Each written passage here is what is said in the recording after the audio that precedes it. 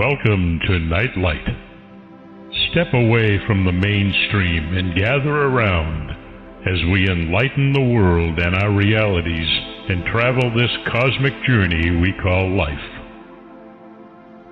Join us as we share with you and provide that beacon that can guide us all to a better way. Explore with us as we examine a metaphysical montage of spiritual insights, covering everything from the mundane to the magical, UFOs to unicorns, and everything in between. This is a time of awakening, of sharing and evolving, of spreading our wings and soaring on the cosmic breath of creation.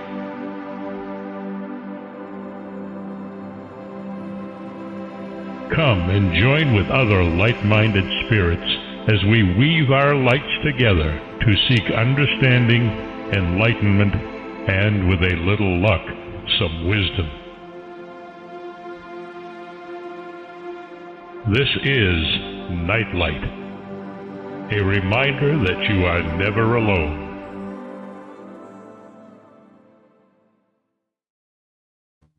Welcome everybody to Neon Twilight with Solaris Blue Raven. Solaris is one of those people that doesn't need an introduction, and yet it's always a challenge for me because she is so multi-talented, multi-gifted, that it's important that people understand that not only her experience and her wisdom add to the wealth of material that she shares with everybody, but she is a magical person in and of herself. And I think that doing these shows with, as Neon Twilight is really a wonderful way for her to share all of the wisdom that she's gathered, all of the material that she has access to, spiritually speaking, and the fact that her life has been a never-ending story, so to speak, of what adds to the richness of the material that she can share with us. And I'm so honored that she has decided that, once a month she will share with me and with all of you on Neon Twilight here on Nightlight. Just looking to find the right link to hit here to bring her on. There we go. Hi. Hello there.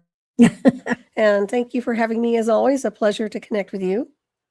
Oh, always. You are always such a font of wonderful creative energy and wisdom that it's a true joy to be able to speak with you once a month like we do. And I think that it's always good for people to kind of to listen as two professionals go back and forth. And, while our fields are a little bit different, there are a lot of crossovers to them, so that it adds a richness to the wisdom that is put out there for people to understand, how we got where we are and how we evolved and how we are continuing to evolve and grow in these times of amazing change. Mm-hmm. And it's great brainstorming, without question. And so we've taken turns choosing topics, and this topic was yours, so I'll let you lead off with it. Oh, absolutely. No, I agree. Sorry, I mean, when we connect, insofar as connecting and communicating. Okay, you went dark there for a minute.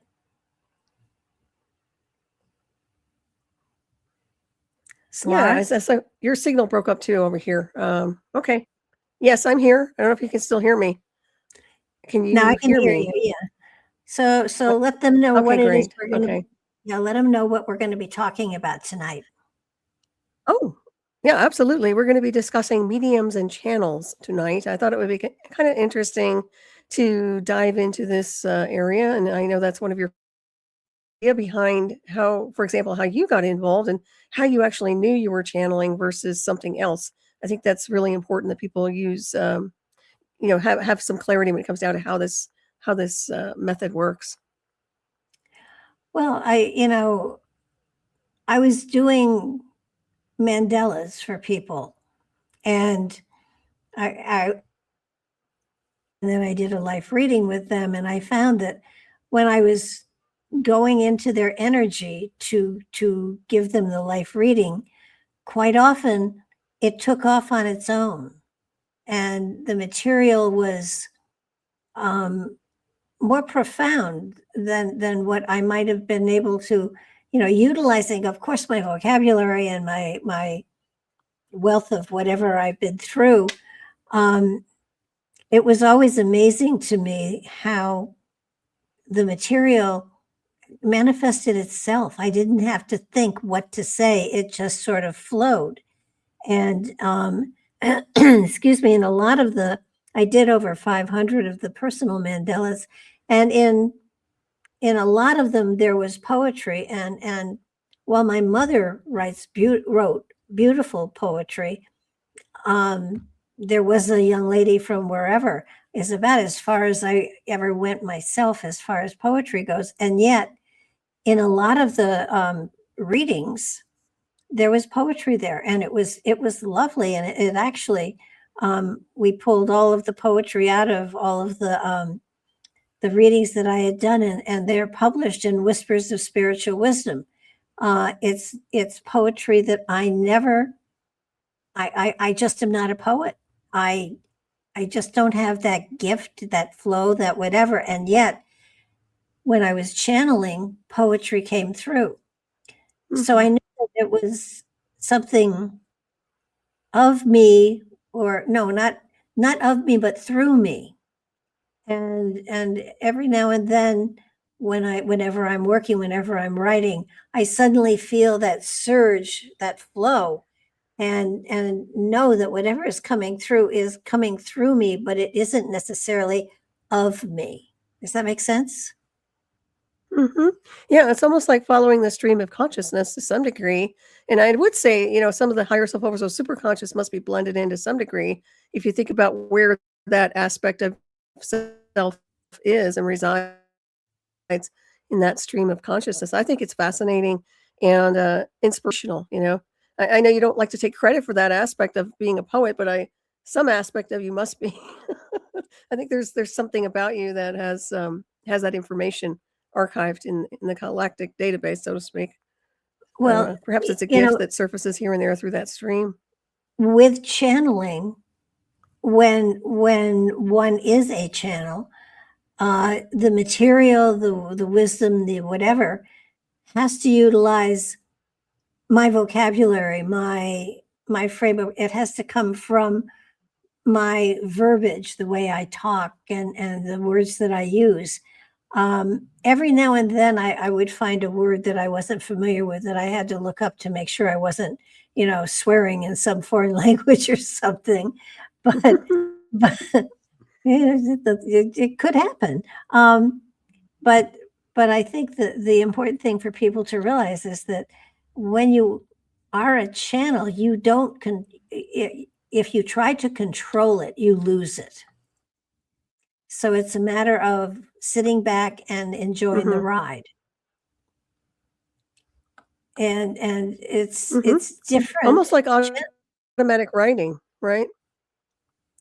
Similar. Well, with automatic writing, well, yeah, I guess, yes, you could compare it to automatic writing. A lot of people do the writing a question on one side of a page and then the answer on the other side. And I don't know what that is. I've not played with that, so I don't have a frame of reference to share philosophy on what it is. But I do know that with channeling, what comes through is what should come through, as opposed to what you think should come through. And when I do the spiritual forecasts for the months and for the years, I just sit back and let happen what's supposed to happen. And there have been times when I suddenly will sit back and say, that's not right. And I will stop and I will start again. Because I think there are different levels that you can pull from. And if I'm not pulling from a high enough level, it gets to be depressing. Right. I could see that. That makes perfect sense. And once again, it comes to mind is the heart center, insofar as how the heart center is probably more open to transmitting and receiving that information as well. And the state of consciousness, how it blends in with the information in the stream. It's all very fascinating and quite the gift, if you ask me. And I know both of us have done this. And there are a lot of people out there who I'm not sure are actually channeling. So I'm not going to really dive into that part of it, but I find that there are people on this realm who really are interested in learning how to do this. So from your perspective, where would you start for learning how to channel? Wow. I I don't think you learn. I think you allow. Mhm. Being comfortable with letting things flow through you as opposed to trying to control them. Often if I'm writing something for someone, I use them as a center and I take that energy and I allow it to give me what's important. But I think the biggest hurdle for people to get over or through or around is not thinking. If you start to think about Mhm. what should be said, then you're not channeling. If material Mhm. is just flowing through you, then you're channeling. And the other thing too is, and I think the most important part, uh, true channeling will never tell you exactly what to do or how to do it or what to say or how to say it. True channeling will give you spiritual philosophy or spiritual insights, and then you take that information and apply your life to it. Spiritual channeling will never say, "Oh, child of the stars, you should be doing this," or the ego gets in here lots of times, and Mhm. that's where there's often confusion about, is the person channeling or is this real? Um, the Mhm. most real channel that I Right. can think of is the lady that does Seth. I've seen her Oh, work, yeah. That speaks. Mhm. and her material is truly channeled. The other place where if you want to really read real channeled material, pick up the Urantia book. Mhm. Um, which is easy to get lost in. Um, but Mhm. it's a matter of, it isn't how spiritual you are. It's the degree to which you allow the spirit within you to flow through you at that moment in time. Mhm. I agree, that's well said. It also reminds me of healing modalities, and just the idea behind almost running the field for healing when you're working on somebody. It's the same concept to some degree, in that you're allowing that energy to flow so that it may do its thing insofar as, how it connects in with the person you're working on, same kind of thing. What comes to mind also, and we've covered this before, but the emerald tablets, another masterpiece of information. Oh yeah. It's all very fascinating to me. Well, I think especially with channeling, people who do Reiki do channel energy, but it's important for people to understand you can send energy to someone, but you cannot determine where that energy is used because that's up to the individual spirit that's on the receiving end of it. Mhm. And so many people will say, "Oh, you have a hurt arm, I'll heal it." No, you won't. You can send energy for healing, but that the spirit Mhm. that is on the Right. receiving end may send it towards the toothache instead. Or, it's so many people, they don't understand that you can share the energy, but you can't share the direction or the purpose of it. So it's Right. sort of like I healers totally agree. healers Absolutely. can That's a send good point you healing make right there. energy. They can, have energy flow through them to an individual, but as to where it's applied is not up to us. So I know I had I knew a person who was working with a pregnant lady, and I said, be very careful because there's two spirits there. And she said, "Oh no, I'm fine. I'm going to heal her, and I'm going to send her energy so that she can be healed of whatever is infecting her body." The woman had a miscarriage, and Oh, wow. I think it was partially because of the energy that was sent, because the fetus was not a part of that body, so that body was, getting Mhm. rid of what it didn't need. Um, so to say you're going in to heal anything is, in my mind, and just mine, inappropriate. I can send you healing energy. I can send you energy that you can utilize in however is most appropriate for you. And if there is like a wound or something like that, yeah, you can focus on the wound. You can send heat and energy to that area, but where that energy goes afterwards is not up to you. So Mhm. it's Yeah. channeling is to be a channel is to basically be a conduit through which energy runs, and has nothing to do with you. Mhm. That's And exactly it. Yeah, facilitation. Absolutely. so that there are a lot of people who claim a lot of stuff, but in reality we're just a channel. And it's an appropriate Mhm. name. You channel, you open yourself up and get out of the way. And when the ego gets in Mhm. here, and that's where so many people run into trouble, because the ego really doesn't want you to be a channel. The ego Mhm. wants you to get credit for whatever you're doing. So the ego will, step in, and you'll make claims that aren't appropriate, and sooner or later it all falls apart. So Mhm. that's why, while I do channel, um, it's different from mediumship work and psychic work and spiritual work. It's just another facet of the entire Mhm. genre. Mhm. Yeah, I totally agree with that. Yeah, and it's a good one. And of course, it's funny because I think we discussed some of the end of year 2026 coming in, and I know we're talking mediums and channeling, but I thought for a second, did we also discuss we were going to cover some of that too? I'm not sure, but I'm thinking kind of like in the future of 2026, right around the corner. It would be interesting to kind of take a glimpse at that at some point. Maybe at the end of the show we can do that. But but Well, yeah, I actually, I've think been that working on. defining the perimeter of what mediumship or channeling is helpful out there who I know who have been interested.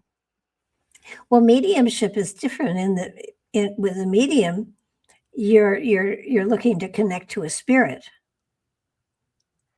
A channel is looking for information, not Mhm. necessarily a particular spirit. Um, I have trouble with people who say, you know, I channel Jesus, or I channel John the Baptist, or I channel the Archangel Michael, or whoever. Um, Somebody asked me who it was, how did what master did I channel? And my answer was that the only master that I had was MasterCard. And yeah, I've never gotten a name. I've never asked for a name. Um, and I don't know if Mhm. I Right. asked for one, if I would get one. Sometimes the material that No. comes through, sometimes, when the material comes through, it's straightforward. Sometimes it's very flowery. Sometimes it's, it does have different flavors to it. But I've never said, "Who is this?" Mhm. I've just gotten out of the way. Right. Mhm. And Yeah. every now and then I do wonder, because there are some times that there's definitely an aspect of laughter in it that is really kind of cool that I love. But as Mhm. far as a medium goes, a medium would be looking for a spirit, looking to bring through a spirit of some sort. And Mhm. while I can do that, I prefer the channeling. Mhm. You know, I think Right. everybody has, what's the most fun for them to do.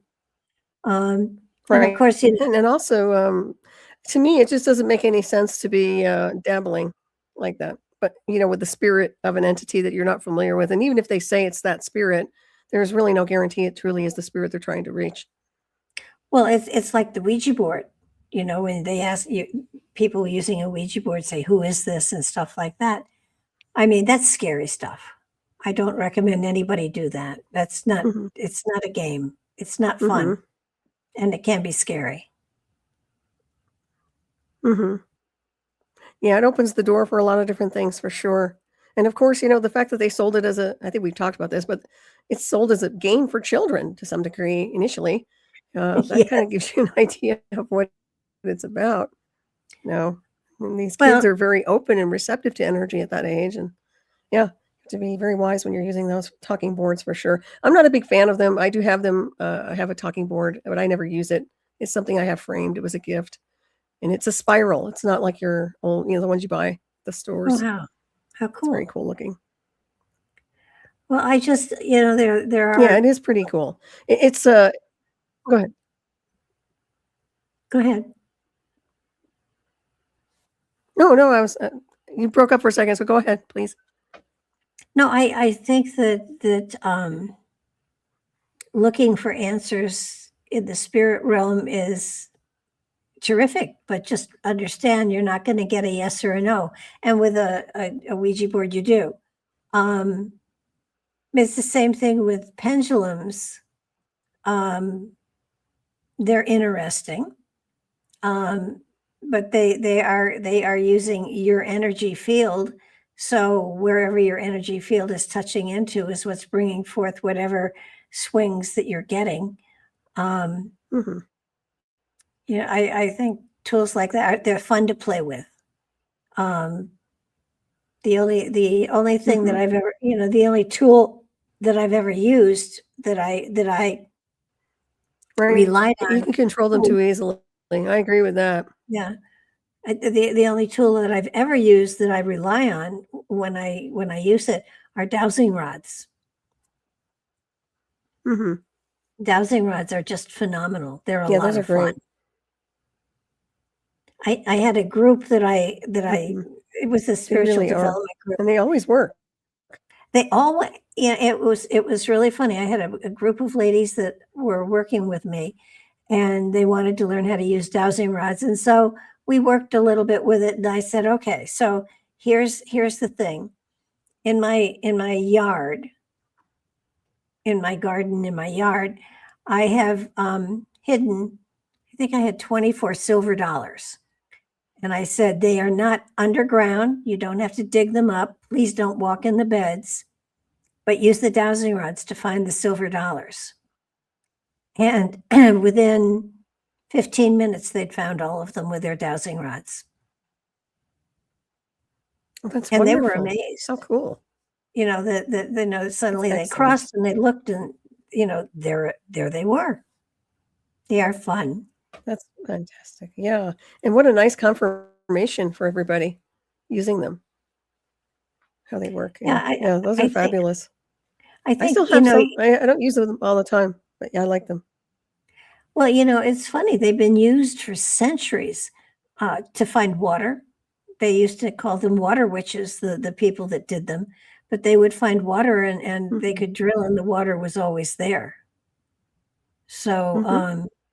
it was, and I've every now and then I will lose something, and I'll get the dowsing rods out and say, all right, where is it? and I always I always find it. It was interesting in when we were working with them. Um, the people were in the house and just going around and seeing where they crossed and everything. And when they would go between the living room and the dining room, all of their dowsing rods crossed immediately. And it was like, gee, I wonder what's there, because there was a downstairs, and Hmm. at about 2 weeks later, I had trouble with my well. And so I had to have somebody come, and I didn't know where the well was. And I told the man where I thought it was, and he said I was wrong. And he said, look, I'm going to have to dig up your whole yard to find the well. And I said, well, wait, let me talk to a previous owner. And I did. And it turned out the well was directly under the the doorway between my living room and my dining room. It was under Wow. it was we really had to pull up tiles in the downstairs in order to find where the well was, but that's exactly where the well was. My goodness. So, and you don't have to be an expert. You Hmm. That's I mean, I interesting. That's almost kind of creepy that the well was that, under the house kind of versus outside. well, it wasn't initially, but over the years there had been additions that had been put on, and Mm, they just built over the well. wow. That's something. Yeah, better than Amazing. having my yard dug up for sure. Hmm. Yeah. But Uh, if I would highly recommend people get dowsing rods and work with them, because in some places, let's see, where did I see it? Um, it was on one of the shows, Gold Rush, mhm. and they were looking for where the gold was, and they used dowsing rods, and they found where the gold was. Oh, that's So awesome. it's you don't have to be an expert. You have to just be able to trust and hold them steady so that they can really give you the information you need. But dowsing rods are very accurate and a Mhm. lot of fun to play with, and Yeah. Yeah. there's no Almost mumbo better than a jumbo. metal detector. If that's the case. Yeah, exactly. Exactly. Mhm. And it's interesting on, I don't know, have you ever watched Oak Island? The Oak Island mystery, they're looking Oh, for the yeah. treasure. Mhm. Well, they've been pulling up, um, uh, the dirt has flakes of gold in it, and they've been using, a metal Mm. detector, and it's been detecting, the dust, but no gold coins yet. But it is Oh interesting. my goodness. Yeah, that is. That's But very, very interesting. Well, that's close. You never know. I've often thought, were I about 20 years younger, I would have a metal detector, and I would hit the beaches for sure. Mhm. Oh, yeah. Because there's just something about going around in the sand and looking for, gold coins, of course, and Mhm. other stuff like that. I just think it would be so exciting to be able to actually find something. Right, that's not a bottle cap or something like that. Yeah, no, totally. I think so. Even here where I live, there's, that potential for gold buried here, there, everywhere. So if you Oh, yeah? really hone in on it, I have friends that used to, do a lot of that. They never revealed where they acquired their gold, but they did find a lot of gold, and they used metal detectors in the mountains, and yeah, I mean, there's quite a bit Well, that there's people don't even know also about. there's a group of people looking for the treasure trove of the South, the Knights of the Golden Circle, I think, um, had a lot of gold that they hid in lots of different places, so that when the South was rising again, they could pull it all together and utilize it. And they're still finding Mhm. mason jars with gold coins in them that were part of that treasure that was buried all over the place, and they're still Oh, digging parts of it up. well, that's fascinating. Yeah, good old mason jars, huh? I Yes. love those. They're very Well, popular, still very popular. I mean, where I live, it's too populated. I'd Mhm. probably dig up somebody's cable or something, but I just the thought of getting out in woods. No, well, wait, I'm in Tennessee. I'd probably dig up pieces of old stills or something like that Mhm. because You never know. You never know. we still have stills here. The moonshine Wow, is alive and well. that's amazing. Well, here I still, I find horseshoes all the time on the property. If we get a big storm coming through or anything like that. Old nails that they used to use. I know the old stagecoach used to come through here. So who knows? There could be a lot of other things happening. But yeah, I see Yeah. that. I see all kinds of nails coming up lately, especially real old ones. Well, it would seem, well, yeah, you're in an area has been in development for a very long time. Hmm. Aren't you in Yep. the mountains? I'm waiting for something else. I am. Yeah. And where I am, it's pretty I mean it's a nice big piece of property where it has a history to it when it comes down to some of the old pioneers that were up here. So it's highly possible there's something here, but right now the horseshoes, I like horseshoes anyway, so I tend to collect them. I have about 3 or 4 now that keep appearing magically. So And you hang them up, right? You don't hang them with the oh opening yeah, down. I mean, correct. for Yes, the for the tradition is you hang them so that their feet are in the air so that they can hold your wealth instead of letting it go. yes, absolutely. Yeah, I've heard that. I've heard that, so a lot of people will do the opposite. No, I want the other. So yeah, Yes. thank you for that. Well, I figure with all these horseshoes, it's got to bring something in, right? Something good. Well, there are I just changes don't want to see a coming. buried horse. Oh God, Right. no. Yeah. No, So, do you when want to get into some of the changes or go ahead. yeah, the one thing that has been, I guess the word is bugging me. Um, the word peace has been coming up over and over and over again, and and with it, the explanation that peace is not just a ceasing of hostility. Peace is um, a loving attitude towards humanity, and any Mhm. nation that focuses more on accumulating weapons of mass destruction as opposed to taking care of the humanity that is starving or worse within their realms, that's not peace. Peace is not preparing for war just in case, because Mhm. that means that you haven't committed yourself to peace in the first place. So, I'm bothered greatly by everybody saying, well, Mhm. there's peace here and there's Exactly. peace there. I And agree. there's not peace. Peace hasn't been established. There is no peace. I mean, even within our Mhm. country, Right. there is not peace.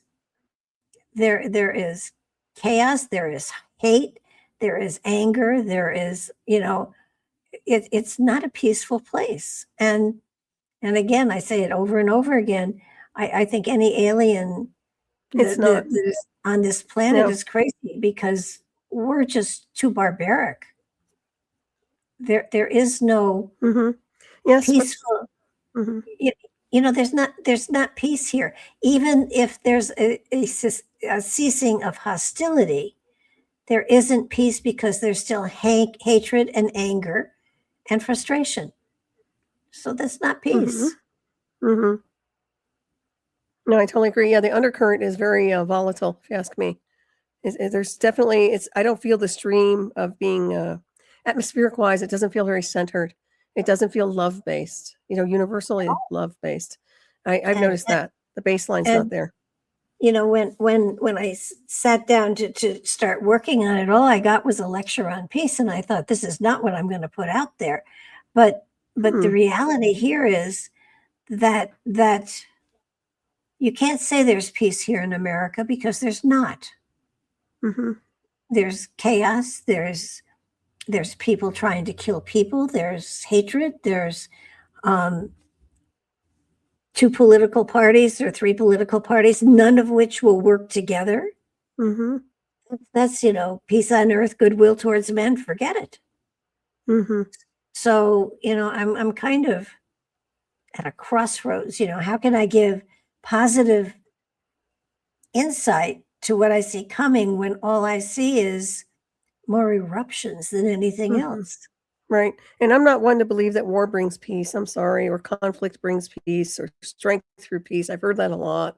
No, there's something else happening. I think people just need to kind of reset, energetically speaking, but that's on a global scale. That's also, like you mentioned, here in the United States. That's every person here, including anyone or anything involved in political arenas. All that needs to be reset, so to speak. So it would be an interesting future to see what happens here, especially coming around the corner for 2026. How do you get to that place when there is such anger against different people who think differently? Right. I mean, people are entitled to their opinions, but Mm-hmm. not to the point where they become angry and there's violence involved. Right. That's Well, I think, that's just, yeah. No, I agree. I think they need a universal timeout is what I think they need. So however that formulates, to me, it just feels like I I could see healing arenas everywhere, like healing centers. I've talked about healing centers. I'm sure you have too.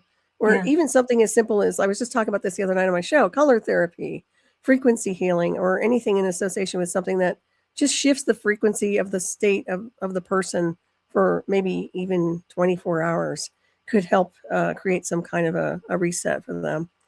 So that's just an idea, but Are you familiar at all with the crystal chambers that are all around the world? didn't you do a lot of articles on those with your husband? Or no? No, but I did. They're really fascinating. They're chambers that are built out of rocks, and chambers. How do I put this?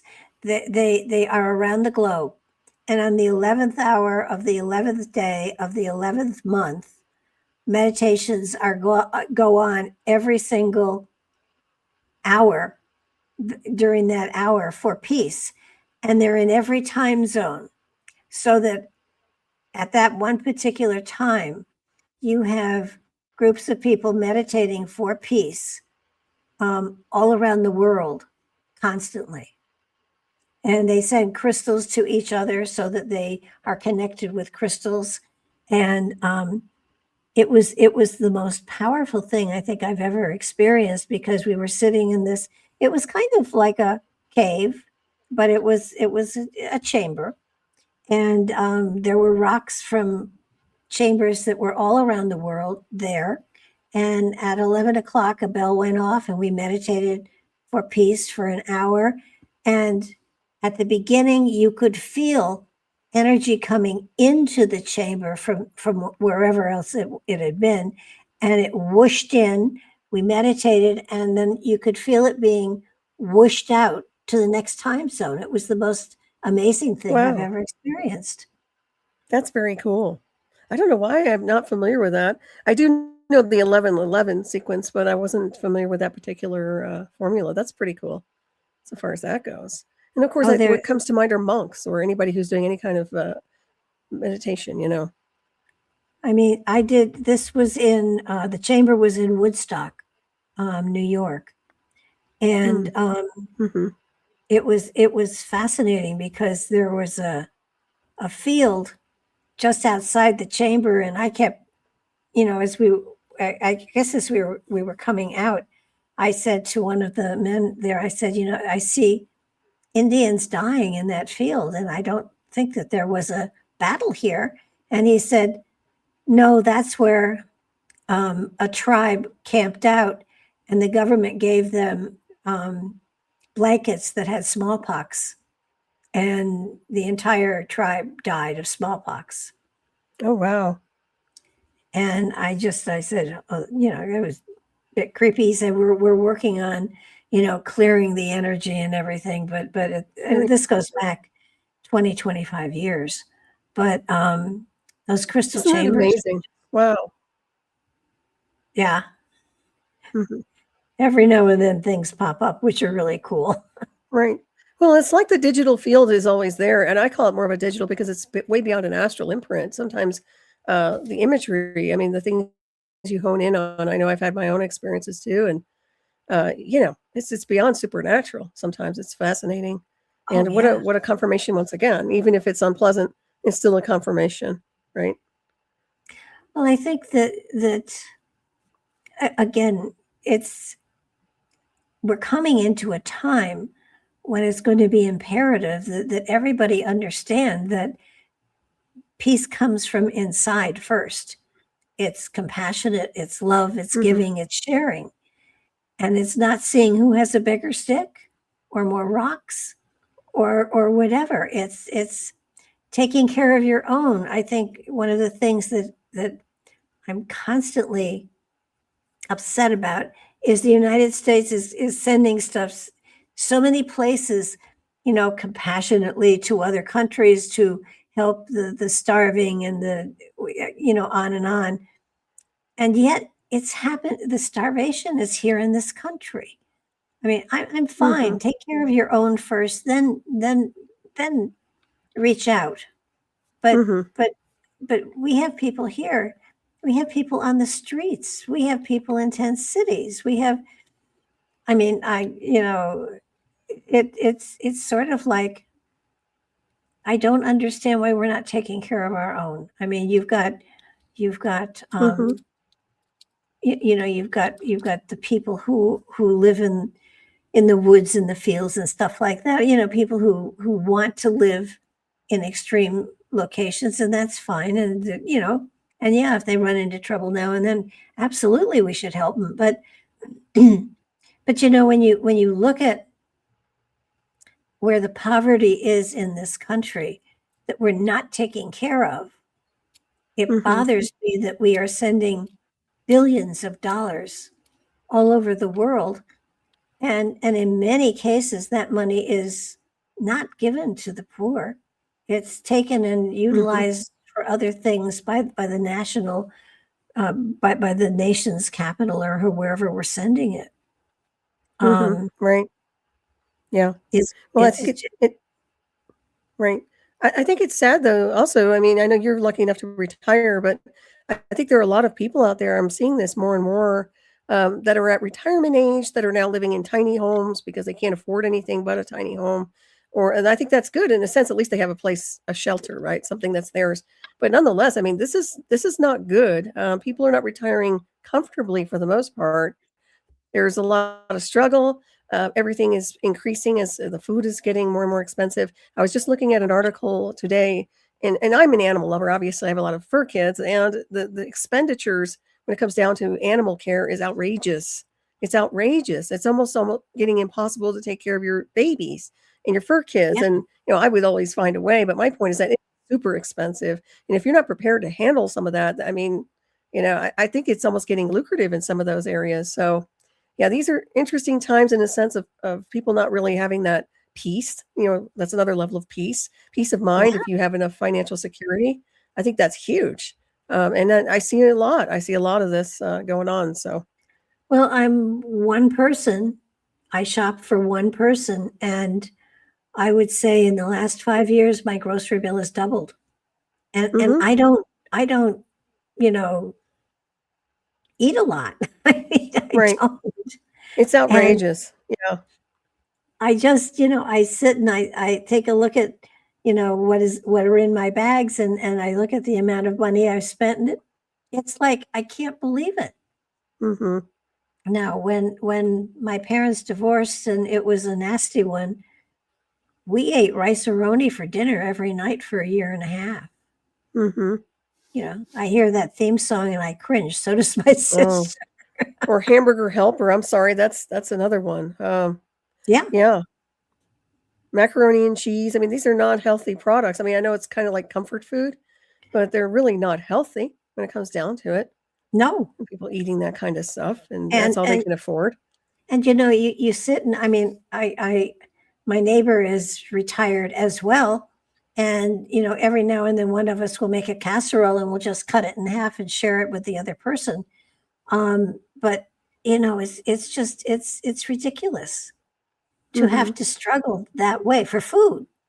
Right. I mean, it's not like, I've got big cars or I do anything. I mean, it's just living and Mhm. existing is not as easy as it once was. No, it's not. And it's interesting too. I know they were trying to compensate with Social Security, giving everybody a little bit extra, which is not even recognizable. I mean, No, supposedly that's for I'm like, "Are you kidding? You need to triple that because it's like nothing." the That's last not gonna time they the last time they did a Social Security increase, um, I lost more. I did, Mhm. it was like, oh, you must be kidding, know. Mhm. But Right. but the electric bills are going up, and we've already been warned that because of AI, the cost of electricity is going to, double, if not more so, Mhm. because of AI. So I can do Oh, it's without yeah. AI. They're getting very greedy. Some of these utility companies are getting very greedy. I can tell you that point blank. And they have plenty of money, so there's really no excuse for them to keep increasing all these bills, but they certainly do, which is not okay. Well, This it isn't. is a struggle. There's no Mhm, doubt it is. about it. It's and it creates a little bit of misery. I mean, honestly, how can people be happy and peaceful when they're stressed out about what kind of food am I going to have, or am I going to have enough food, or can I pay for this, or what do I have to sacrifice to pay for that? And not everybody's rich, not everybody's upper middle class. I think a lot has changed, and a lot of people who were middle class went down into lower class. So yeah, I think things are changing dramatically. It's Well, very I concerning. It I is. used to consider myself in the lower level of middle class. I am now in the upper level of the poor. They've done Yeah. away with what the middle class was. It is I no think that's more. true. I think they did do away. Mhm. I agree with you, and that's unfortunate. It really is because people work so hard their entire lives. A Yeah. lot of us have, and it's you want to take a breath and just kind of relax, and sure enough, something changes everything, right? So yeah, I would like to see that in the new year be resolved, but we'll see where that heads. I don't know if you want to give anybody a glimpse through the palantir of what could happen in 2026. Well, I don't know if I should even ask. I do know it's we it. had big wins this past week here. We had Go ahead. Well, yeah. No, the storms are going to be incredible this year. They're already. There are volcanoes erupting all over the place. There are earthquakes, big earthquakes, 6 and 7 and 8 on the Richter scale that are happening. And one just recently happened in Japan, uh, underwater, but it was a big earthquake, another big one. So the earthquakes are going to continue. We're going to have volcanoes erupting too. I mean, I say it all the time, but it's what's happening. The increase in the volatility of the earth itself is really going to be quite profound. And Mhm. I'm watching. The new Madrid fault line, I swear, is going to go off again. I swear that every year it Mhm. doesn't go off, but it's due. It's actually I due. know because you're there holding the space. Once you're holding the space over there, that's why. Um, For not well, going off. if it goes off, then I might have waterfront property, which would be kind of cool. But Oh, that would be helpful. yeah, well, uh, it's. I don't think. I think that people who are quote unquote middle class or whatever that is these days, they don't feel the pinch the way people who are retired do or people who are on one income do. And Mhm. they're just blithely going along. They're not paying attention to what's going on in the world and what's happening in my gosh, Nigeria and the Ukraine and Israel, and I mean, you look at all these places, and there's so much hatred. There's so much war. I mean, it's not declared, but it's war, Mm-hmm. and Yeah, turmoil for sure. and you And can't unnecessary. you cannot impose peace. You can't do it. It won't work. It won't last. If you have peace, Mm-hmm. you know, everybody's happy and everything's moving along. I will promise you, if it's not in the heart of the people that are working the deal, it will fall apart. Because Mm-hmm. Oh, absolutely. because there's political whatever going on, and you know, people can pretend, but there's no love of humanity here. And my God, we are one No, race. We're a family. there's so much split consciousness. It's not even funny. And the territories, yeah, it's I don't see it being resolved. I really don't. You can be the most wise peacemaker in the world out there, and a lot are. I mean, a lot of good people out there talking peace and this that, and the other. But quite honestly, I think there's so much emotional scarring that's gone on through all Yeah. this battling that's been going on, whether it's politics or religion or whatever it is, territories, that I don't think that can be healed very easily. I don't think it can be resolved easily at all. So that's something that you have to transmute, in my opinion, on an alchemical level. And I don't see this happening. So, and the children are growing up under that whole umbrella of that emotional thing, the scarring Well, and everything else that's going on with them. not only that, but that children are being taught that the Holocaust didn't happen. The schools, Mm-hmm. the education system is shot. I used to, well, I was taught when I was growing up that you needed to have a college education. I don't believe that anymore. Mm-hmm. College will teach you social skills to a certain extent. But as far as you know, if you want to be a doctor, yes, school's probably a good idea. But for most professions, a college education isn't, you know, the desire to learn and to grow and to stretch yourself is enough for you to teach yourself what you need to have in order to Mm-hmm. be successful in what you're doing. I mean, I don't think either of us ever went to school for Mm-hmm. podcasting, and yet here we are doing it. Um, Oh no, so no, not at all. so So so funny. so I mean, you interview people twice. You know, you've got two shows. You interview people on both those shows. I interview people, and I have two master's degrees in teaching, but I don't use Well, anything that I ever learned in any of that for what I'm doing now. So what was the purpose of it? I mean, when I went to school, uh, gosh, I think it was maybe $2,000 a year tuition and stuff. I have mm-hmm. two grandchildren, one's still in school, and it's around $100,000 a year for her. That's And ridiculous. she is not Yeah. getting $100,000 worth of anything. I mean, I'm sure. Yeah. it's kind of like, It's indoctrination for sure.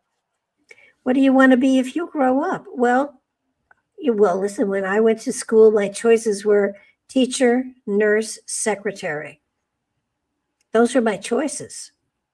Mm-hmm. There was no other. Yeah. And airline stewardess was another one.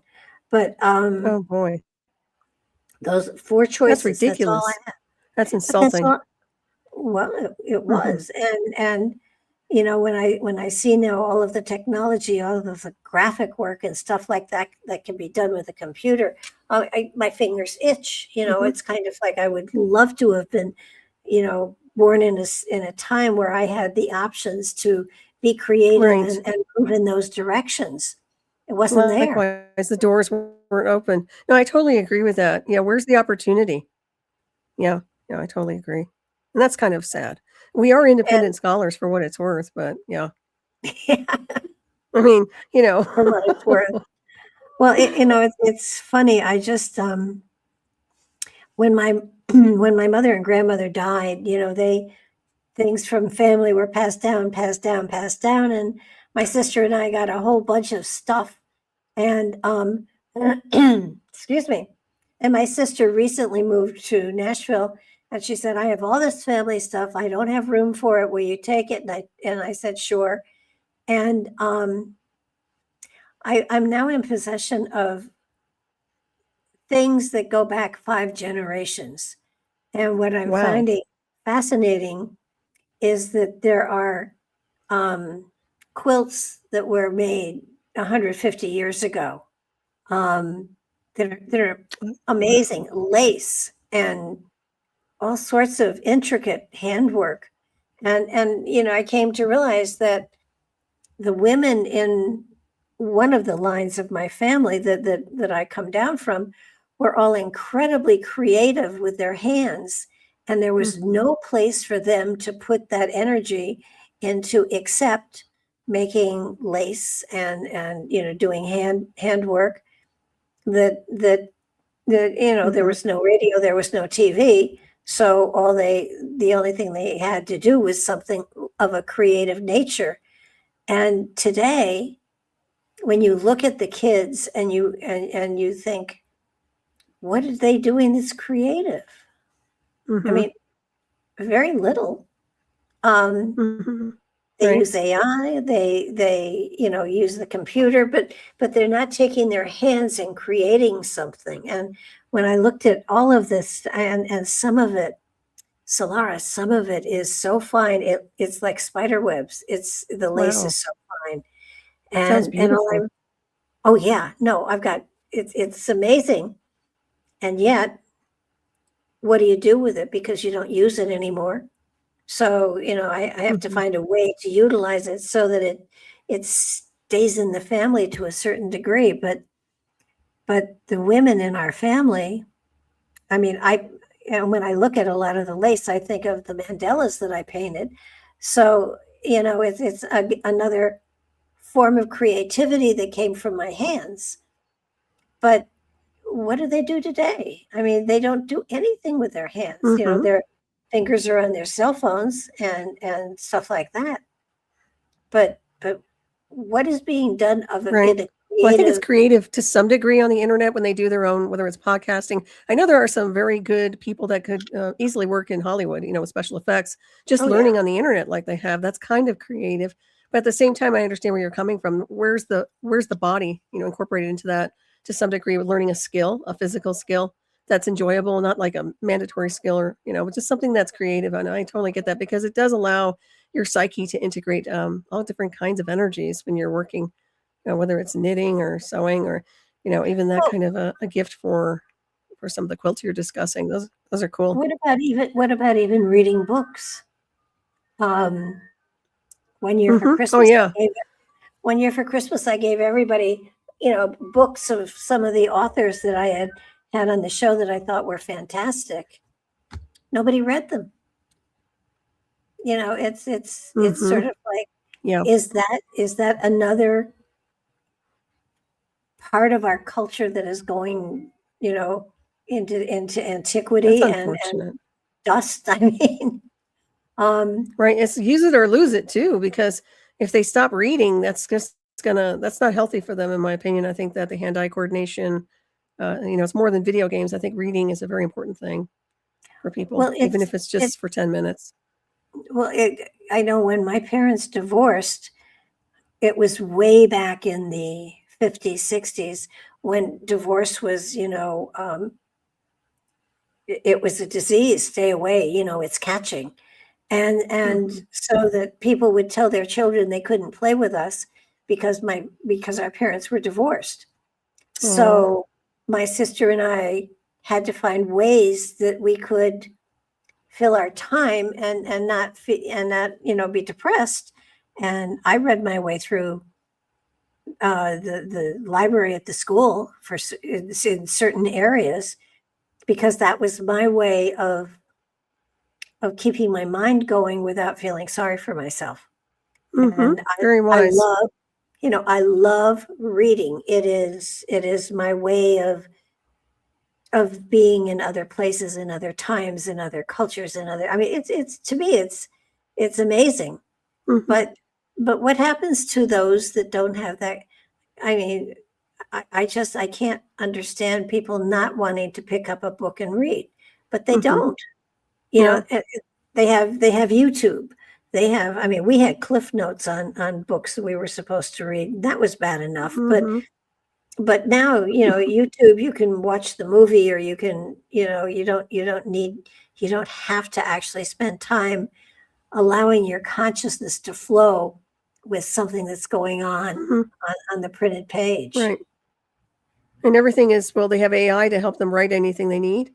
So they really don't need to think about anything. It's all there. They can just go ahead and just, have applications take care of all of their homework. And yeah, it's a lot easier than when I was young. That's for darn sure. I remember the Book of the Month Club, which I always liked. And, Oh I don't know yeah. if they still have those, but I used to love that. I get all those cool books. I was a big reader when I was young, big time. Well, it's not escape as much as it is comfort. And Hmm. I find every now and then I will find a series of books that I love the author and how he writes, and I'll go through the one author that I recently um, overdosed on is Brian Godawa, who is a biblical theologian, and he writes in Hollywood. He's a producer, among other things, and he's written 20 or 30 books, all dealing with the Old Testament, and he's taken the stories of Genesis, and he's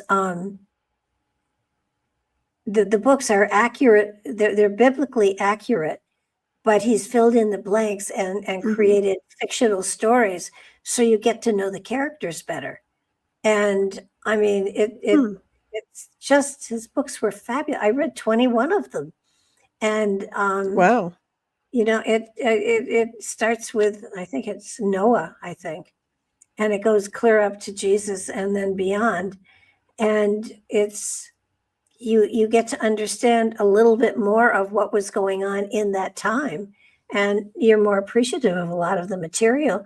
I fact checked it quite often, and in the Hmm. back of all of his books, he gives you the checking. He tells you where he gets it from, and when the Bible Hmm. hasn't filled in the space, he did. So that's where his creativity came in.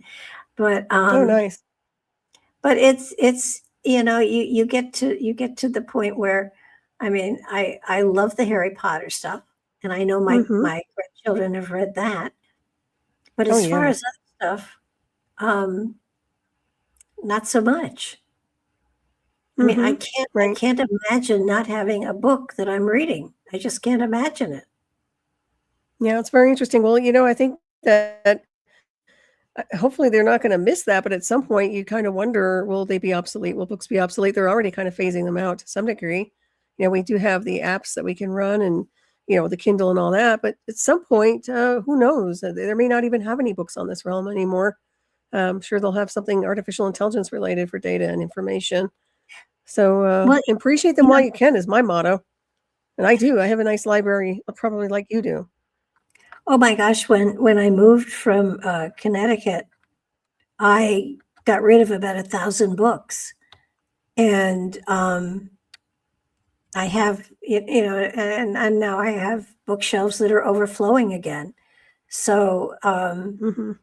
it's just it's sort of like, if TV goes out and radio goes out, what are you going to do? Read a I book. mean, read a Yeah. book, yeah. I actually just lost power last week, so I can relate to that. I lost my dish, it got blown right off the side of the house Oh my because of the winds gosh. were like, yeah, they were clocked them at like 90, 96 mile per hour, something like that. Definitely very strong winds. So yeah, we Well, lost power and I lost my internet. So yeah, I wild. when I was without internet, it felt like, oh my gosh, I've lost the world, because Well, it's I very can. different. I can tell you that much. Well, yeah, when I stop to think about, without the internet, I don't have the radio show. So, that I can still read the books, of course, but there's no way to share the information, to get the information out there. I mean, the next book I'm going to be talking about tomorrow night actually is ancestral dreaming, and how your ancestors can communicate with you through your dreams. And that sounds cool. It's fascinating stuff. And it's kind of like, okay, this is, if somebody listens to the archive or whatever, then, it's great. And so in many ways, YouTube has taken the place of teaching in a lot of different, genres. It has. Well, and how would we know about cryptids? You might want to, people might want to download archives too. Yeah. Well, that's the other great thing. It's if you have an area that you want to look into, you probably have 15 or 20 YouTubes that you can. I mean, I have a fascination with the royalty, with what's going on with kings and queens and all of that stuff. And I will go on YouTube and find stuff on the different levels, the different dynasties that have been out there. It's just it's amazing, and learning is such an exciting thing, and yet kids today don't seem to want to learn. They're into sports for sure, but as far as understanding stuff, or even learning about, I mean, they don't even look into. They'll go into the records of teams and sports and things like that, but the creation of different countries, different cultures. Right. There are people that are rioting in the cities today and don't know what they're rioting for. Impulse, yeah. They just get swept away by the moment, and suddenly there's violence and people are being hurt, and they don't know why. They don't know why they're there. They don't know, what it is that is creating that energy that they get swept into and carried along with, and they do things that they wouldn't naturally do. And yet there are people there pushing them forward. So, peace, I don't think so. It horrifies me. Yeah, I don't see peace either, unfortunately. But I could use some, honestly. I think all of us could use a break and just kind of relax and take a deep breath, right? I know that would be nice. Well, and just not worry, just not have any concerns, just everybody just, for one moment, an illusion of time, right? That'd be nice. It would be fabulous if we could have a day of peace where nothing was done out of anger, nothing was done out of getting even, where you could be friends with everybody. But when you have countries that are just itching to get into each other's borders, and religious organizations that are fighting, and they all come from the same foundation, and yet they're all fighting. It doesn't make any sense to me.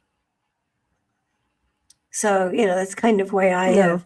But the borders have now taken on the form of the sky, Yeah. But, I've backed away from. Everything's expansive now. It's. Yeah. You've got your organized religions that have their dogmas, and, this is what you have to believe. And no, I will believe what I believe, and, a little from here and a little from there, and they go together and they fit for me. And, that's how I worship. And it's people are judging other people's choices, which is inappropriate. We all are entitled to our own opinions. And so long as you don't try to shove it down somebody else's throat, then, they're entitled. And I'll give them airtime. But not when they come at you and say you're wrong, because everybody is right within their own within their own purview, I guess. And it's bothering me. It's bothering me greatly how even with politics it's happening. And that's supposed to be our government. That's supposed to be Mhm. taking care of us. And it's like one group will be in power and they'll do one thing, and then when the other group comes into power, they try to do away with what Oh, the yeah. first group did Like I said, instead of it's, moving that's what ahead. anything you And can do to kind of reset your own energetic, I think is very helpful. yeah, well, it's going to be very interesting to see what happens over the next 10 years. Should be. I hope it gets easier to Oh, write no. these predictions. 10 Well, years in the illusion of time. it's like I sit down and it's like, oh, It's please, a long haul. I think that's what people don't goodness. understand too, because change, as radical as is about to happen, takes decades to happen. It's not just, well, it'll be uncomfortable for a month and then it'll maybe get better. No, you're talking decades of change and shift and growth in new areas and growth in new directions. And depending on who's in power, what direction it actually takes. And do we stay with our own borders or do we try to expand our borders? And nobody expands through peaceful means. It isn't Mhm. let us welcome you into our bounty. It's you follow our rules and you can be a part of us. And Mhm. that's not Right. peace. No, but those boundaries, those borders are expanding into space. So once again, that's what you're seeing. In my opinion, that's what's happening here in this country. So I've talked about the weaponization of low Earth orbit, but the idea behind the boundaries of space being marked insofar as territories go, that's going to be a whole different formula for traveling and traversing. And you already have problems here when it comes down to the civilizations. Here on the land. So stay tuned, right? For the Well, yeah. sky and beyond.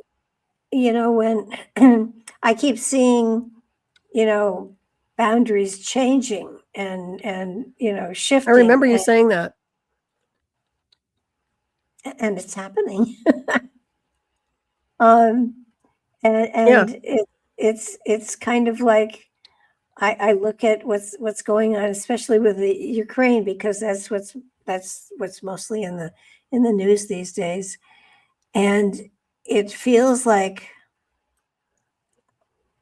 they would like to just call it quits and say, let's leave the boundaries where they are now and move on. But that's not what will happen. I mean, you may have peace and quiet for a month or two, but then it'll start up again. Mm-hmm. Right. There's a sense of domination. There's a sense of conquering. There's a sense of wanting to expand to a certain degree so that you can retake what you believe is yours, and that's just not right. Mm-hmm. I don't know what's going to happen in those areas that are extremely volatile these days. I don't see any ceasing of anything. I see Right. people trying to put a Band-Aid over something that will erupt eventually into further warfare. Mm-hmm. Yeah, And, I agree with you. and yet, when you look at some of the stuff here, the cause is, you can't, how do you get rid of a feeling of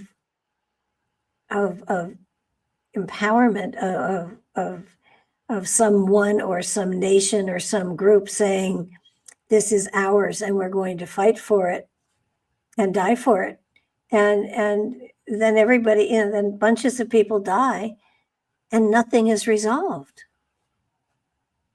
Mm-hmm. I mean, Right. it bothers me greatly that we are at a place in time where people should have to die. It seems to Mm-hmm. me there should be Yeah. a world court or something that could take these, 2 powers or 3 powers or whatever it is, into a world court and say, okay, this is, you can both plead your case and we will determine what the outcome is, and you will accept it with grace. I mean, I don't think any Well, that's the way nation, it should be.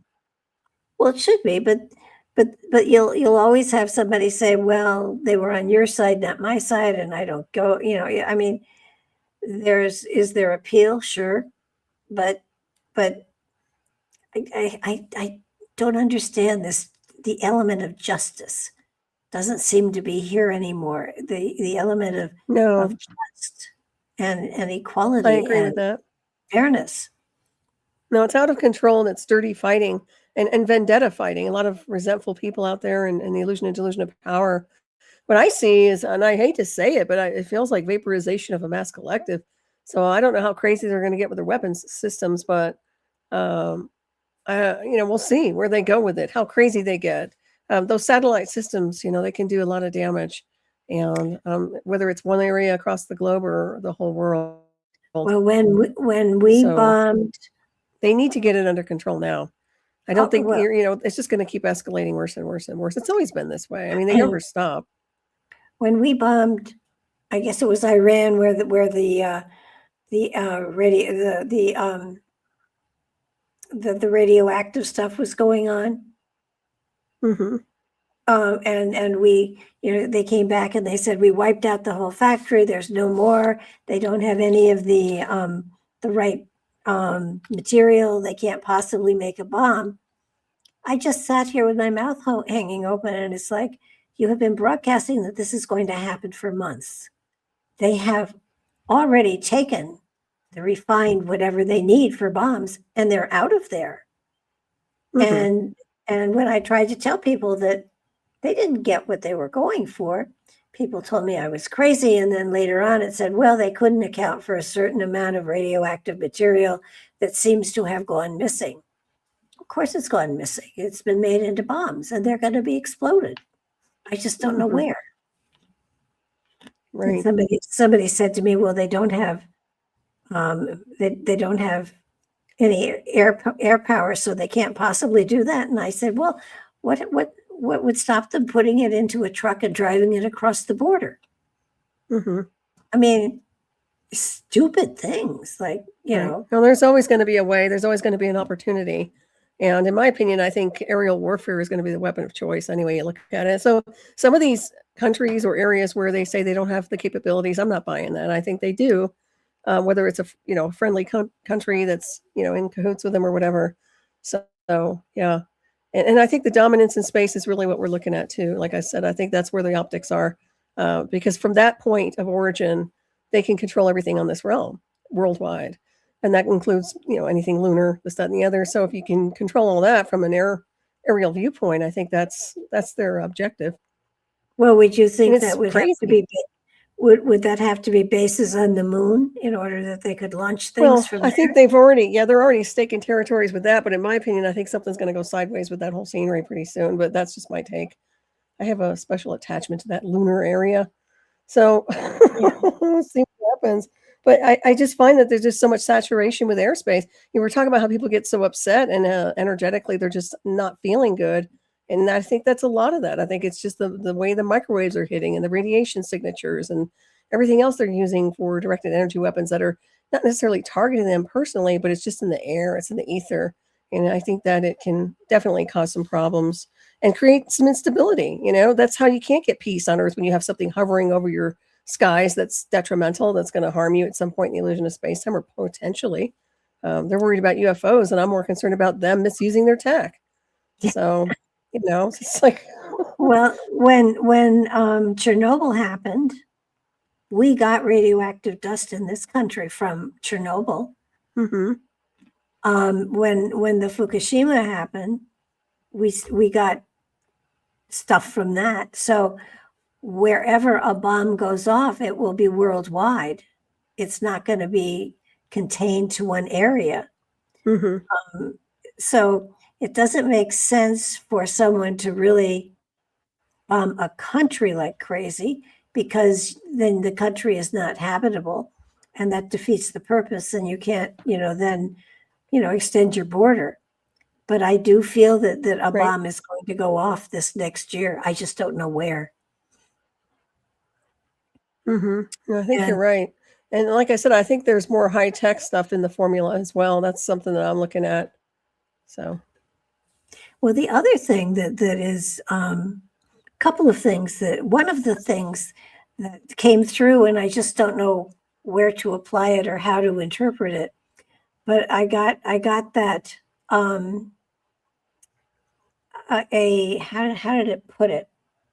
A national it's a mystery. How did an ancient mystery is going to be solved, and we're going to see the answer to it, and it will surprise us. So ancient mysteries, maybe you can help me figure this out, because I can think of ancient mysteries like the Oak Island mystery is ancient, whereas the Ark of the Covenant is ancient. What was the true use and meaning of the Great Pyramid? Can you think of any other ancient mysteries? I can't. Middle Earth has been an ancient mystery. I think one, I would say something with Antarctica or something with extraterrestrial design.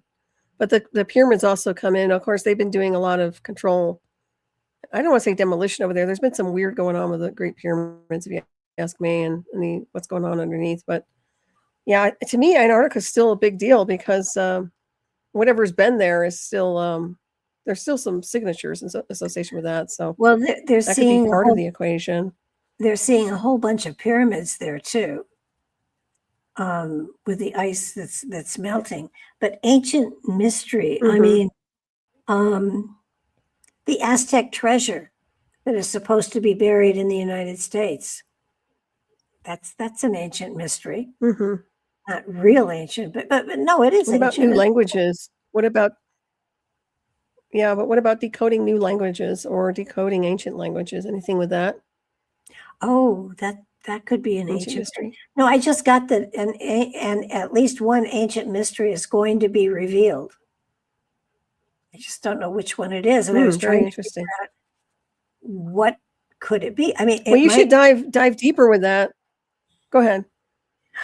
Well, the true meaning of Göbekli Tepe would be a great idea. I'd like to know what that was for.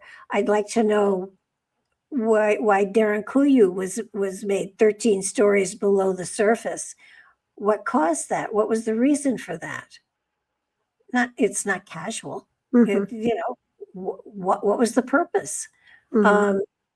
Like 5,000 people with herds of animals and stuff like that hidden underground. I would love to, Amelia Earhart, love to know what really happened to her. Didn't they figure that out already? I could have sworn they did. They found pieces of a plane, but they don't really know if she and her navigator were there. Wasn't it Admiral Byrd, too, that disappeared flying over the North Pole or something? Well, that's the game they told everybody about, and Operation High Jump and all that, right? But an ancient mystery. I mean, I go immediately to the biblical stuff, like excuse me, all of the Indiana Jones stuff. But I would love to know what it is, and it's not going to be the government. I still think it has something to do with either Antarctica or the moon. And I think it has to do also with some sort of contact with other species or other races, aliens. But it was so specific. And the other thing that came through, that's been coming through, is that parts of deserts are going to become green again. And especially large deserts like the Sahara, like the Gobi, like the deserts here in this country.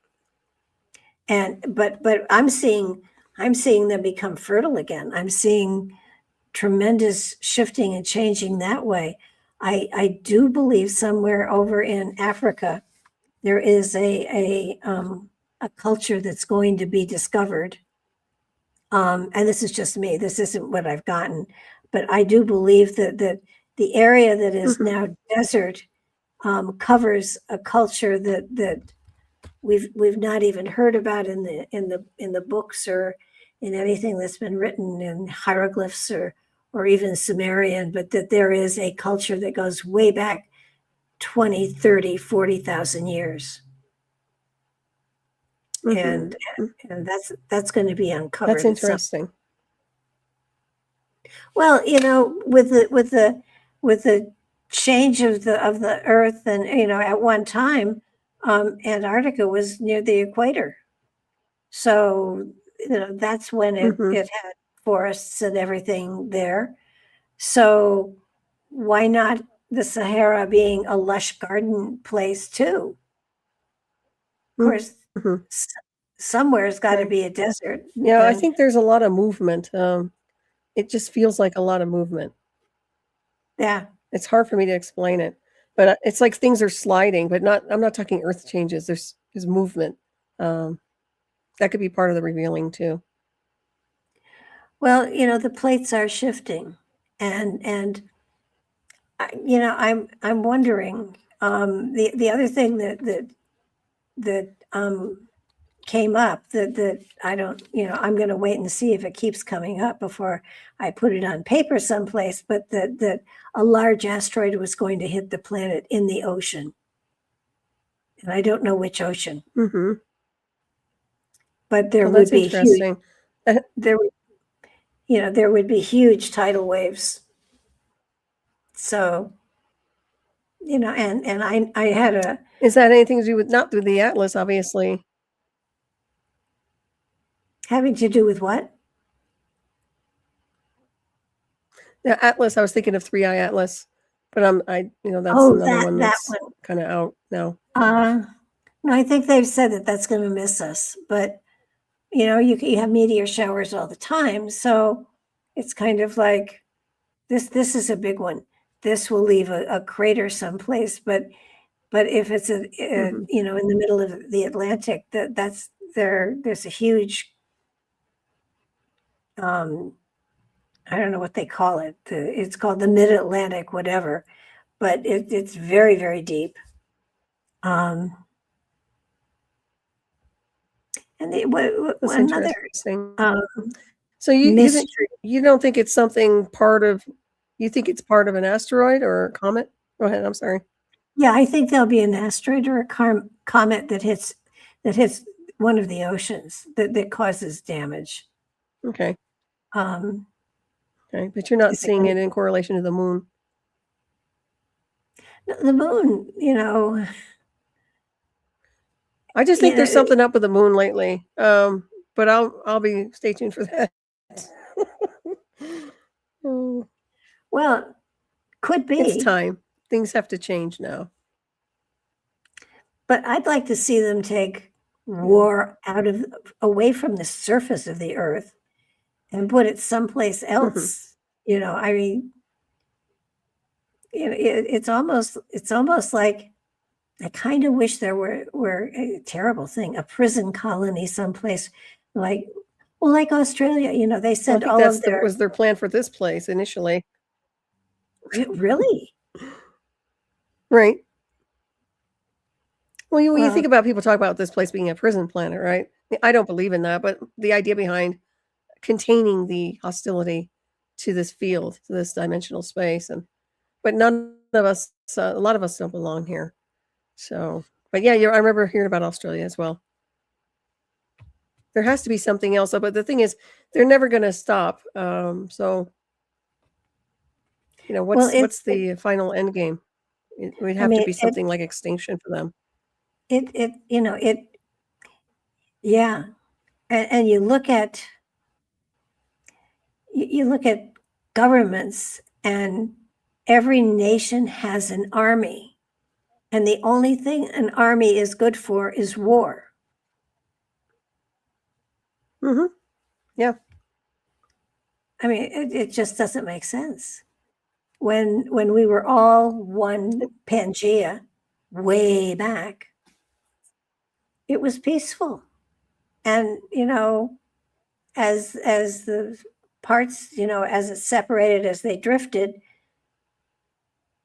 I don't know. I don't, from all I've read, I don't believe there was war during that time frame. And, we spoke the same language, we had the same spiritual beliefs. It was all one. And I'm seeing Mm-hmm. it almost reconnect at some point in time. I mean, maybe millions of years in the future, but it feels as though it's going to reconnect at some point. And when that happens, boundaries and nations and things like that are going to have to go by the wayside, because we'll all be one country. It will be one Right. group. And Well, yeah. I it's only. Go what ahead. it should be. It's really what it should be. I think in a utopia it would be that way, but quite honestly, I see at at the rate things are going with the civilization, I don't see that unity consciousness in any form. And the solution, the escalation of war and the weaponization of space would tell me that they would more than likely exterminate each other before they ever get to the level of unity consciousness. And Or that doesn't maybe mean we go extinct as an entire species or breakaway societies where that could be unified. But in my opinion, I think before that happens, there's going to be another cycle of this where they just null each other out. Unfortunately, they're not learning and they're never going to stop. They could have an intercept from off-world, but that still would create, they would become an adversary to off-world intelligence. So once again, they don't play nice here on this realm no, they for don't. some reason or another. And they seem to hold grudges like for decades and centuries, even at the cellular level. So, what a mess. Huh? That's It's another not my thing. kind of thing. You get.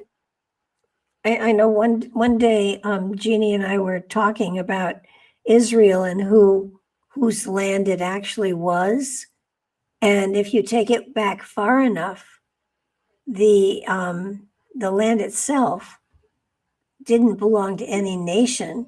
It was settled by nomads from the Iranian area.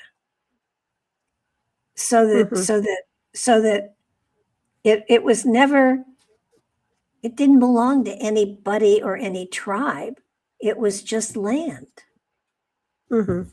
And Right. then for people to start to say, this is mine, not yours, is ridiculous. I mean, my house sits on a piece of dirt. I own the house. I don't own the dirt. Mm-hmm. And it's sort of like farmers have land that they plant and they cultivate and they take care of. But they share their food, they sell their food. It supplies people who can't do that. But when you look at, if you take that one little piece of land that has been fought over like crazy, if you take it back, all the way back, it was settled by nomads. It wasn't settled Mm-hmm. by any particular culture or religion or nationality. Mm-hmm. Right. And So staking now, territories is really what you're describing. I mean, that's what it's about. and then the UN decided to step in and make it a country, and then gave it to the Jews. I mean, and how can they defend something that is so new? That is, if you go back in antiquity, who owned the United States? Nobody owned it. And then countries came in and carved a Mm-hmm. chunk here and carved a chunk there and declared it was their property and their land, but it wasn't their land. It wasn't their land from the beginning. The Native Americans were here and they didn't have boundaries. They had territories, Mm-hmm. but they didn't have boundaries. So, in becoming cultured, we've become far Well, more vicious than ever before. oh yeah. And Well, they're greedy, and it's also not only staking territory; they're staking everything. Whether, like I said, they're staking space. They're staking, if they can, they'll stake out the moon. They'll stake out Mars. They'll stake out airspace. Everything is their domain. Even people's biosuits, even people, the mass collective becomes something they think belongs to them. I mean, this is where they're at. So at some point, the brakes need to be put on this. Absolutely. And then, like I said, they're never going to stop. How much is too much? It doesn't matter anymore. It's infinite for these people. It's basically a greed factor, if you ask me, and a need to control to such a degree. They want to dominate, like a space monopoly or an Earth, any world, a monopoly on everything. So, and that's that everybody else's quality of life goes down to zero when this stuff goes on. So, yeah, I think the brakes need to be put on them. I think that they're out of control, and they've been out of control for far too long. Something has to stop them, in my opinion. Well, you look at, I just think it's out of control. You look at buying property these days, and you can buy property, but you can't buy the mineral rights on that property. So that you have to look into it, but yeah. So I mean, you should. I mean, if you were smart, you'd look into the mineral rights. Yeah, but a lot of people don't, and so again, you've got another case of you don't own it.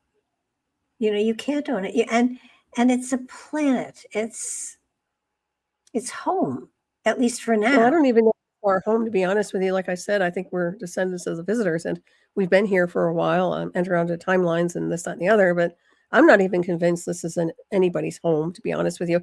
And I think that right now they're treating it like a mined moon at this point. They've gutted it so many times over. It's not funny. It's been terraformed in a different way. And of course, all the resources have been just gutted, as you can probably tell. I mean, and now they're fighting over territory or religious and, who knows what. It's always something with these people. So sticking them at the end of the universe somewhere isn't going to change anything. It's the behavior that needs to change. It's the programming that needs to, shift. So what's the planet for? Is it a way station? I think it's a mistake. I think it's a mistake, to be honest with you. I don't think I've said it a billion times. I never thought it was supposed to be in the space-time configuration, which puts everything off. I find that for some reason or another, it's just not supposed to be here this way. And the greed factor, it really boils down to why would it be in a stagnant position like this? And it has to do with people wanting to control and manipulate a certain environment. And that would hold it in limitation, just like anything else. So it kind of makes sense in a sense that it's not where it's supposed to be in space-time and frequency or anything else, because too many people are doing exactly what we're discussing right now, changing that.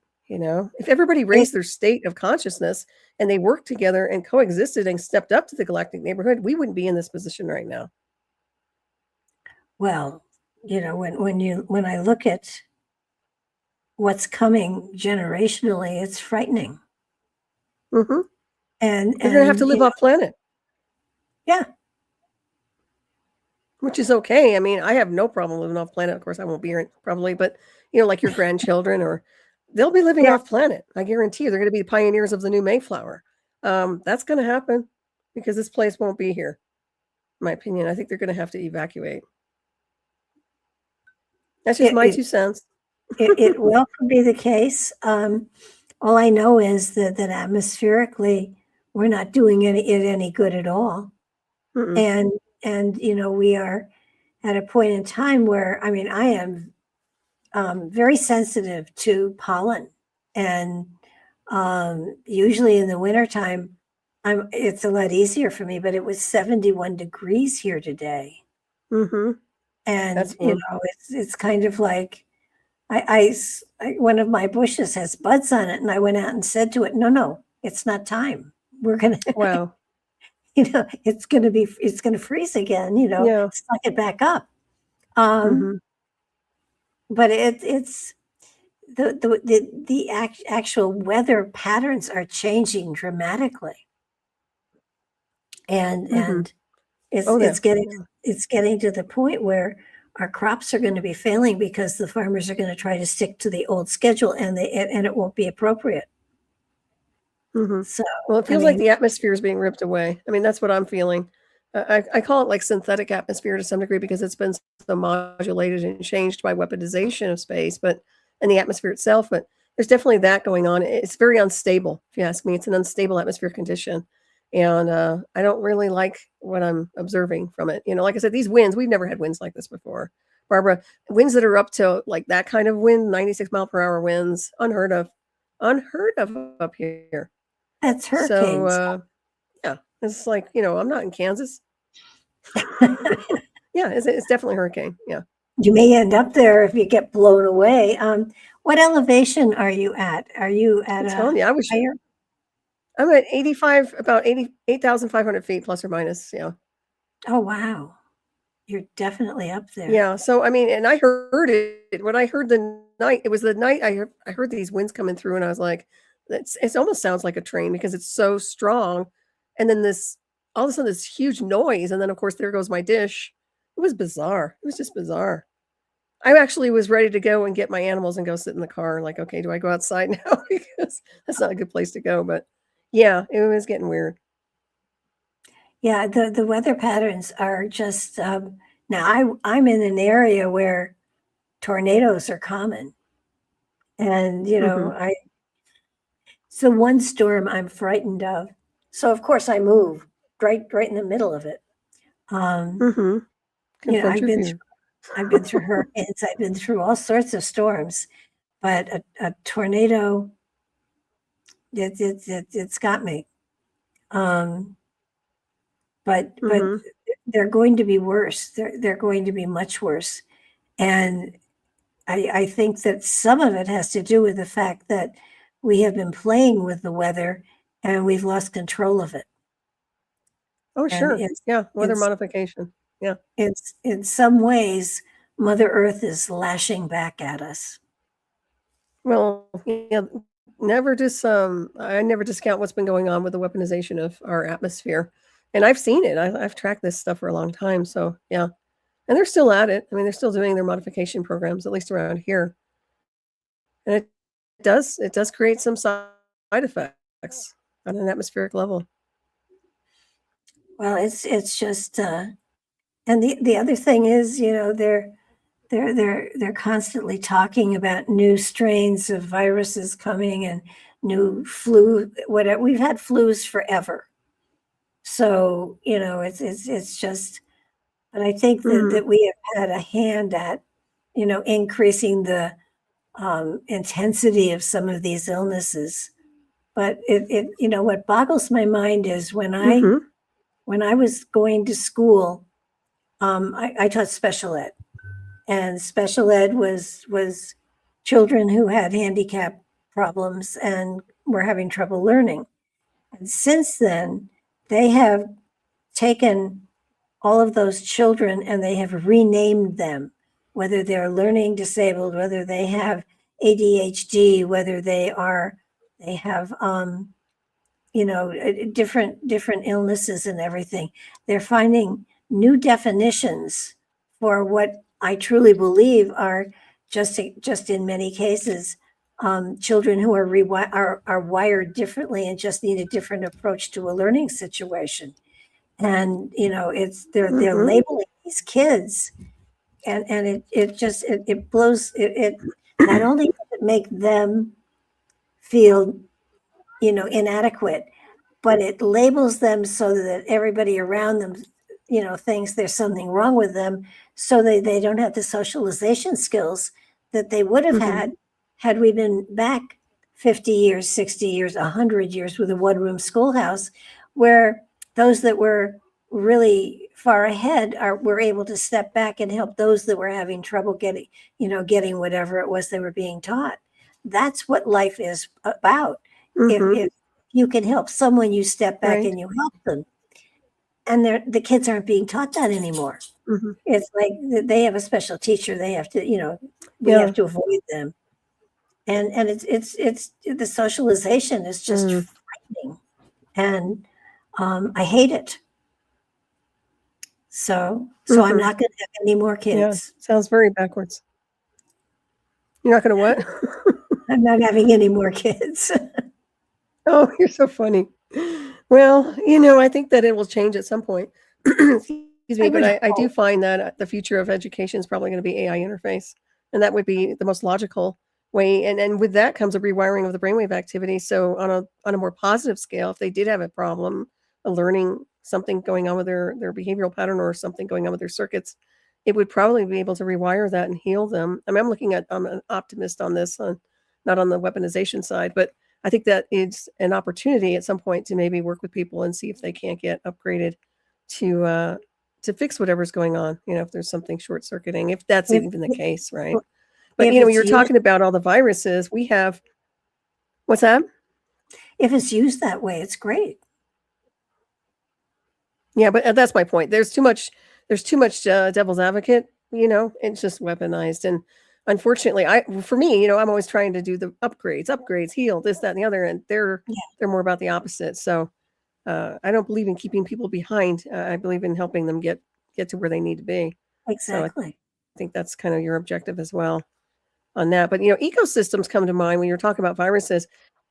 Yeah. I mean, you can actually. I was watching an article. Actually, it was a video on YouTube, and this guy's just like he's pouring seawater in a little mason jar and watches it for like 3 days. All of a sudden, life comes out of it.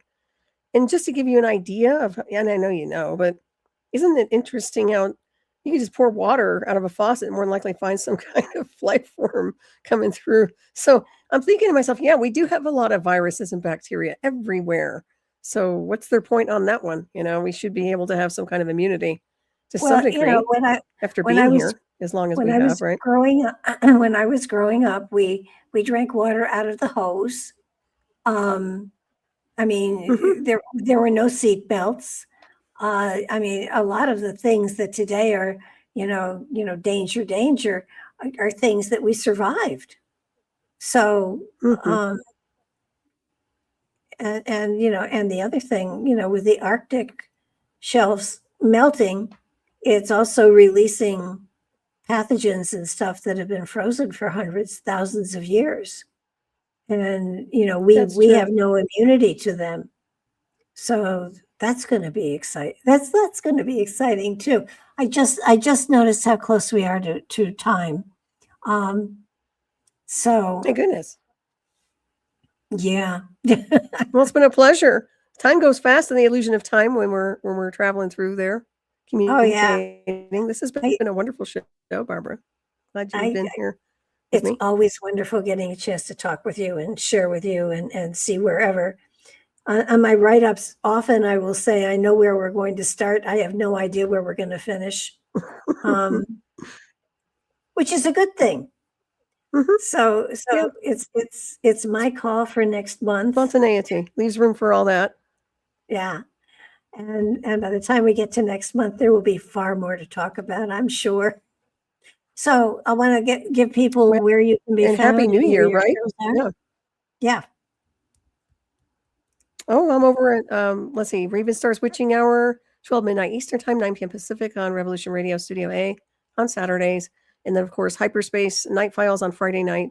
And now that's actually switched its time. So it's going to be 8 p.m. Eastern time and over on Revolution Radio Studio A as well. And then my web shadow, anomaliedetectives.com or .net. And my books are on Amazon, so people can find me there. And thank you again. This has been wonderful. We did a full 2 hours. Bravo. Awesome. Yes. Yeah. No, I just, there's so much to talk about. There's so much to point out to people to say, pay attention, change your way of life, change the way you're looking at things, and open yourself up to the potential that's out there.